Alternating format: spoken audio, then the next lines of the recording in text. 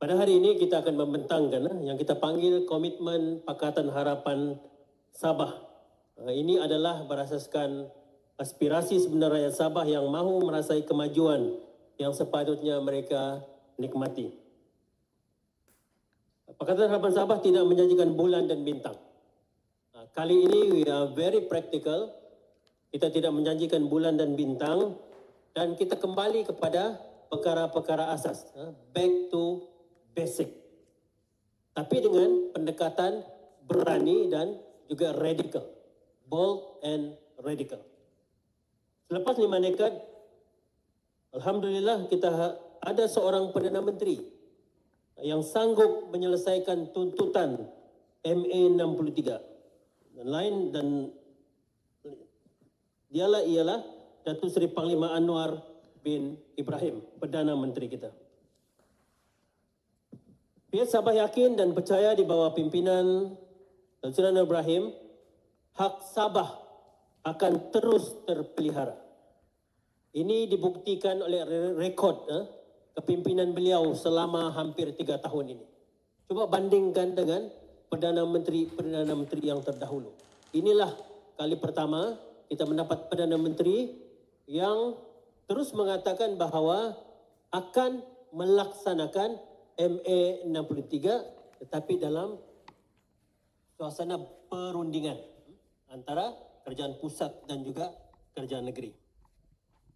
Agenda yang lebih penting adalah untuk memastikan rakyat Sabah dapat merasai hasil mahsul tanah tumpah darah mereka sendiri. Atas kesedaran ini, dokumen komitmen pihak Sabah adalah satu langkah ke hadapan yang membuktikan kesediaan kami untuk mentadbir Sabah dengan adil dan penuh integriti. Pihak Sabah tidak berretorik isu 40% hak Sabah.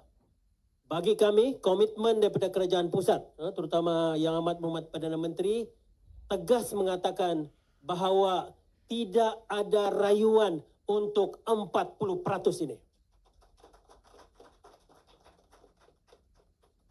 Pihak Sabah mengambil posisi untuk bersedia mengurus pemulangan 40% hak Sabah. Justru komitmen kami adalah dengan menyusun 10 prioriti utama bagi memastikan sumber ini tidak disia-siakan dan dapat dinikmati rakyat Sabah. Antara prioriti utama adalah menyelesaikan masalah infrastruktur ataupun kita panggil AJK, air, jalan dan juga karan atau elektrik yang tidak berkesudahan. Kemudian disusuli dengan keperluan pendidikan anak Sabah, kebajikan rakyat dan usaha agresif memacu ekonomi Sabah. Selain pengurusan 40% hak Sabah, pihak Sabah mengambil pendekatan business not as usual untuk mentadbir negeri Sabah. Sabah perlukan pendekatan di luar kebiasaan untuk menjadikan Sabah sebagai pemain rantau yang disegani luar dan dalam negara.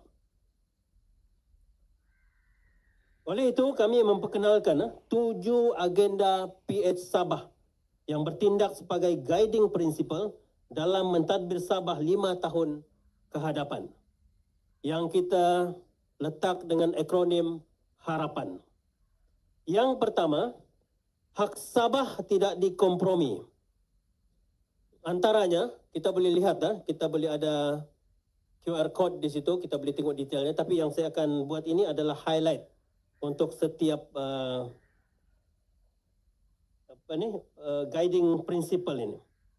Okey, hak Sabah tidak dikompromi, iaitu dengan menubuhkan Sabah Sovereign Wealth Future Fund sebagai dana legasi anak Sabah. Diurus profesional, dilapor kepada Dewan Undangan Negeri dan dilaburkan untuk generasi akan datang. Dan sukacita kami maklumkan idea asal Sovereign Fund ini memang idea yang kita sudah kemukakan lebih awal daripada parti-parti yang lain. Tetapi walau bagaimanapun kita mengalu-alukan kebersamaan mereka untuk menubuhkan tabung khas ini. Yang kedua, accountability. Di mana kita akan memperkenalkan mana tata kelola dan integriti sebagai tunjang pentadbiran, di mana kita akan memperkenalkan jawatan kuasa pilihan khas Dewan Undangan, rentak blok dan diberi kuasa memanggil GLC dan agensi untuk soal jawab terbuka. Ini kita, kalau di parlimen ini perkara biasa, dan kita mau bawa sistem itu ke dalam sistem Dewan Undangan Negeri. Yang ketiga, reformasi pentadbiran bagi meningkatkan kecekapan. Kita mau penstrukturan semula kabinet bagi meningkatkan produktiviti pentadbiran sekaligus merangsang pertumbuhan ekonomi Sabah. Yang keempat, anak muda, aspirasi anak muda sebagai aset yang bernilai untuk Sabah. Di sini kita akan menyediakan 20,000 peluang pekerjaan, gaji setimpal, kelayakan dan allowance sara hidup siswa kita sebanyak 1,200 setahun. Saya insyaAllah sebagai Timbalan Menteri Pendidikan Tinggi akan memastikan bahawa perkara ini akan dapat diselaraskan dengan Kementerian Pendidikan Tinggi. Yang kelima, pemerkasaan ekonomi nilai tinggi. Yang ini adalah untuk membangunkan industri bernilai tinggi melalui aktiviti hiliran atau downstream bagi sektor minyak dan gas, balak, kelapa sawit, pasir silika, agromaritim serta pemprosesan makanan laut. Yang keenam, agenda pemerkasaan wanita adalah agenda utama kita, iaitu 30% pimpinan wanita dalam Kabinet Sabah, kepimpinan GLC dan juga pemimpin tempatan. Wah, senang hati wanita kita. Ini tugas siapa calon-calon kita dengar ini tepukan. Ini ketua. InsyaAllah YB kita, Jeneral Sembang, untuk kita terus memperkasakan penglibatan wanita. Dan akhirnya, negara maju, Sabah sebagai regional player berpengaruh. Bagi kita untuk mengangkat negara ini menjadi negara maju, Sabah perlu memainkan peranan penting untuk sama-sama mengangkat negara ini.